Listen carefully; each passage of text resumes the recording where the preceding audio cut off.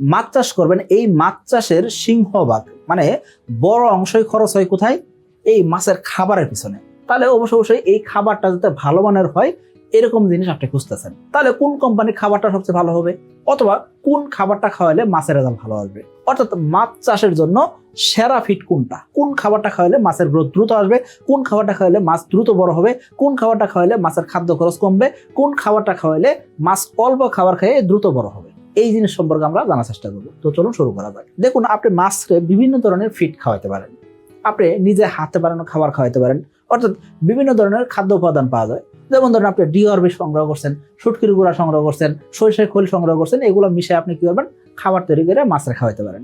আবার আপনি চিন্তা করছেন কি, আমি গুলায় খাওয়াবো না, মাছের কি করবো, এইসব উপাদান মিশাই নিয়ে আমি ফিড মিলে নিয়ে যাই কি করবো, এগুলাকে আমি পিলেট বানাবো, পিলেট বানায় খাওয়াবো। অর্থাৎ এই খাবারগুলো ডুবন্ত খাবার, তবে পিলেট আকারে থাকবে, এই খাবারগুলো মাছের সঙ্গে সঙ্গে খেয়ে ফেলবে, অর্থাৎ পানিতে দ্রুত সময় গলে যাবে না, এরকম পিলেট আকারে বানায় আপনি মাছের খাবার খাওয়াবেন।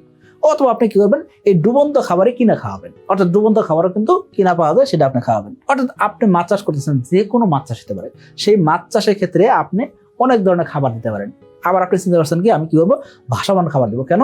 ভাসমান খাবার অনেকক্ষণ বেঁচে থাকবে এবং কি মাছ কতটুকু খাবার খাইতে সেটা আপনি দেখতেছেন, এবং কি খাবার নষ্ট হবে না, অপচয় হবে না, এই জন্য আপনি ভাসমান খাবার ব্যবহার করবেন। অর্থাৎ আপনি চাইলে কিন্তু অনেক ধরনের খাবার দিয়ে মাছ চাষটা করতে পারতেছেন। জুন, জুলাই ও আগস্ট মাসের মধ্যে এসএ তেলাপিয়া পোনার অর্ডার করে জিতে নিন 2টি মোটর বাইক ও 5টি ফ্রিজ। লাইভ ড্র অনুষ্ঠিত হবে 1 সেপ্টেম্বর 2026। এখন আপনার প্রশ্ন হলো, আমি কোন পদ্ধতি চাষ করলে বা কোন খাবারটা খাওয়ালে আমার মাছের রেজাল্ট ভালো আসবে, এবং কোন কোম্পানির খাবার খাওয়ালে আমার মাছের রেজাল্ট ভালো আসবে, সে সম্পর্কে আমরা এখন ডিটেল জানবো। দেখুন, আপনার পুকুরে কোন মাছ রয়েছে সেটা কিন্তু আমি জানি না, তবে আমি এইটুকু বলতে পারি যে আপনার পুকুরে এই মাছগুলোর ভিতরে যে কোনো একটা মাছ রয়েছে। কি কি মাছ আপনার পুকুরে? হয় তেলাপিয়া রয়েছে, অথবা পাঙ্গাস রয়েছে, অথবা রুই, কাতল, মৃগেল অর্থাৎ কার্প জাতীয় মাছ রয়েছে, অথবা আপনার পুকুরে ক্যাটফিশ জাতীয় মাছ, শিং, মাগুর, পাবদা, গুলশা, ট্যাংরা এই ধরনের মাছ রয়েছে, অথবা অন্যান্য যে মাছগুলো রয়েছে, চিংড়ি থাকতে পারে, শোল থাকতে পারে, আইট থাকতে পারে, বোয়াল থাকতে পারে, বিভিন্ন রকম মাছ আপনার পুকুরে থাকতে পারে। সো এই মাছের ক্যাটাগরির ভিতরে যে কোনো একটা মাছ আপনার পুকুরে আছে, তাই না?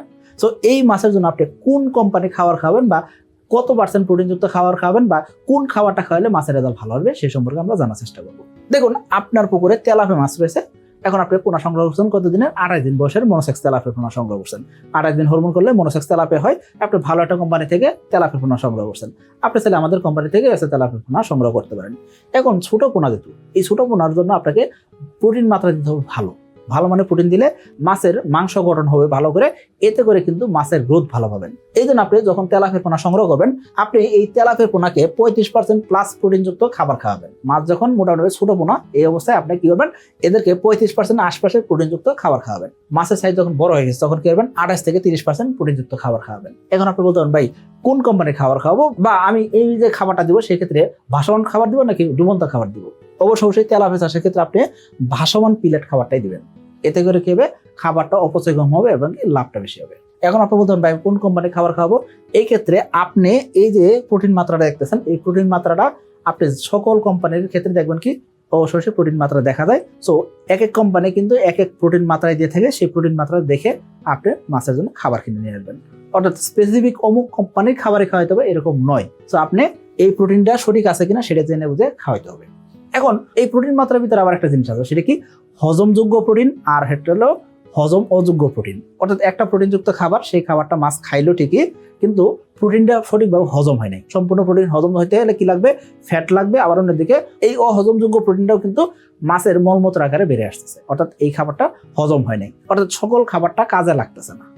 এই জিনিসটাও কিন্তু মাথায় রেখে আপনাকে খাদ্যটা সংগ্রহ করতে হবে। জুন, জুলাই ও আগস্ট মাসের মধ্যে এসএ তেলাপিয়া পোনা অর্ডার করে জিতে নিতে পারেন 2টি মোটর বাইক ও 5টি ফ্রিজ।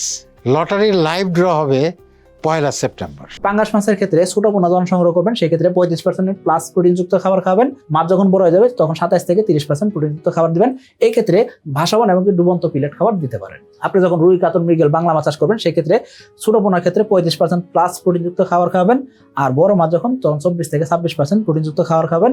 এই ক্ষেত্রে আস্তে আস্তে ডুবে এরকম ডুবন্ত পিলেট খাবার আপনি খাওয়াতে পারেন। আর আপনি চাইলে রুই, মৃগেল, কালীবাউসের জন্য আপনি কি করতে পারেন, ভাসমান খাবারও দিতে পারেন। এই যে আপনার পুকুরে কাতল মাছ রয়েছে, ব্রিগেড রয়েছে, সিলভার কার্প রয়েছে, এইসব মাছের জন্য কিন্তু আপনাকে প্রাকৃতিক খাবারও তৈরি করার ব্যবস্থা রাখতে হবে। ক্যাটফিশ জাতীয় মাছ, শিং, মাগুর, পাবদা, গুলশা, ট্যাংরা, এইসব মাছের জন্য 30% উপরে প্রোটিন দরকার হবে। অর্থাৎ এইসব মাছ কিন্তু অনেক বড় হয় এমন নয়, মোটামুটি শিং মাছ 12 পিস 15 পিসে কেজি হলে বিক্রি হয়ে যায়, অর্থাৎ ছোট সাইজের মাছ বিক্রি হয়ে যেতেছে।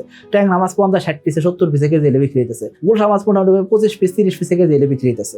সো এই মাছগুলো ছোট প্রজাতির মাছ, যেহেতু ছোট প্রজাতির মাছের জন্য আপনাকে বাড়তি প্রোটিনযুক্ত খাবারই খাওয়াতে হবে। এই ক্ষেত্রে অবশ্যই ভাসমান খাবারই দিবেন, ভাসমান খাবারের ব্যতীত অন্য কোনো খাবার আপনি দিবেন না। অন্যান্য মাছের ক্ষেত্রে আমি বলবো আপনাকে অন্যান্য মাছগুলা অবশ্যই আপনার নিজের সিলেকশনে যেটা আসছে, সকল মাছের কিন্তু খাবার কিন্তু ডিরেক্টলি পাওয়া যায় না। যেমন ধরুন আপনি রাক্ষস মাছ চাষ করতেছেন, বোয়াল চাষ করতেছেন, চিতল চাষ করতেছেন, এগুলোর জন্য জীবিত মাছ দিতে হয়, অথবা আপনি শুটকি খাওয়াইতে পারেন, তাই না? সো এই ক্ষেত্রে কিন্তু আপনি কিনা খাবার পাইতেছেন না। সো বাজারে আপনি যখন যাবেন, সেই ক্ষেত্রে যেই কোম্পানির ডিলারের সাথে যোগাযোগ করতেছেন, সেই ডিলারের কাছ থেকে খাবার নেওয়ার আগে, সম্পর্ক তৈরি করার আগে আপনাকে এই বস্তার গায়ে প্রোটিনগুলো দেখে নেবেন। যদি সঠিক পরিমাণ প্রোটিন থাকে, সঠিক পরিমাণ ফ্যাট থাকে, সঠিক পরিমাণ কার্বোহাইড্রেট থাকে, সেই ক্ষেত্রে আপনি কি করেন, ওই কোম্পানির খাবারটা খাওয়ান। ইনশাল্লাহ এতে করে আপনার মাছের রেজাল্ট ভালো হবে। আশা করি বুঝতে পারছি। সকলে ভালো থাকবেন, সুস্থ থাকবেন। আসসালামু আলাইকুম।